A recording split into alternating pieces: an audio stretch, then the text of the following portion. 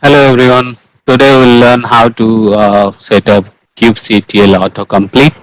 That will help you to work on Kubernetes cluster faster.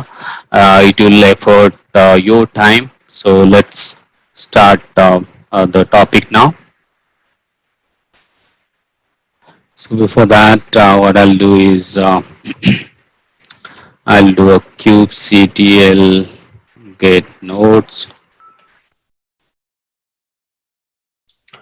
Yeah, all my worker nodes are ready, and as well my the cube master is ready as well.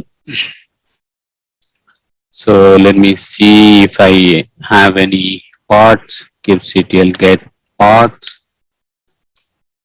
Nothing is there in the default namespace. Yes, I have a couple of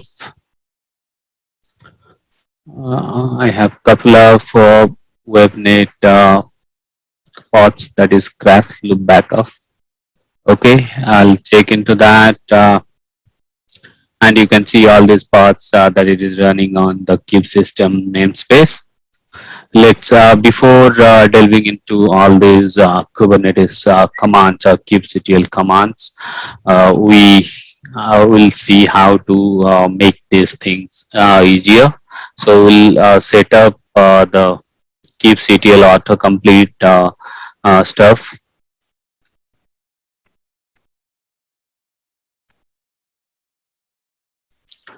So I'll do the kubectl autocomplete for bash. So that will do the kubectl autocomplete. So if you give anything, let's say if I give, okay, get comp words by reference. Okay,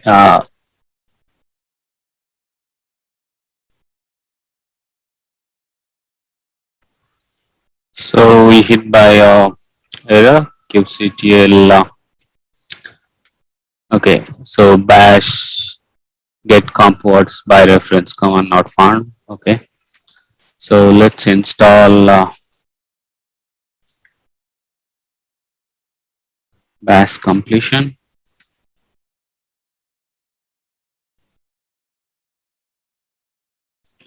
Yeah, now we have done the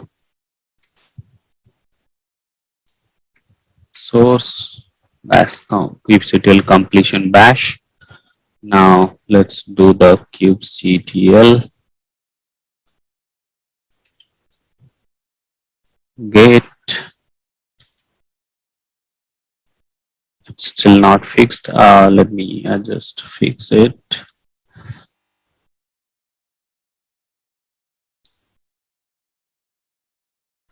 So I've just logged out and log in again and did the source kube completion bash. And I can get the tab completion now. If you see it, kubectl g, you get all the commands that starts with G, or else if you do not give any thing and just double press your tab, you should get all the command reference here. And so get paths, nothing is there. So that will solve your purpose of getting the bash completion.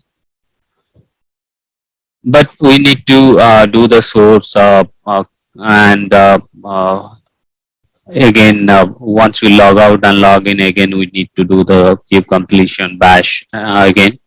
So to do that across your login and logouts, so what you can do is you can add that into a bash RC file so that it will be done automatically. It will be permanently added. So what I'll do is I'll add that to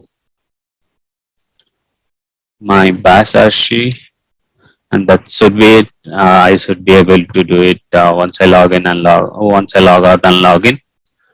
Okay.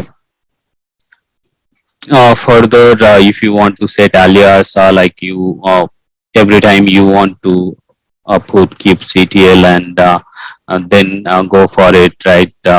Get all your commands to it. So it might be annoying to some of you. So what you can do is we can do a alias setting for this. I'll do a alias and then do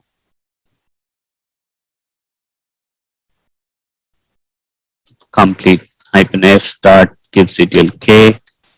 So k get auth. Yeah, that's it. That's it for today's video. Thanks for watching this video. I'll come up with new videos every now and then on Kubernetes. Please do subscribe to my channel. See you next time. Bye bye.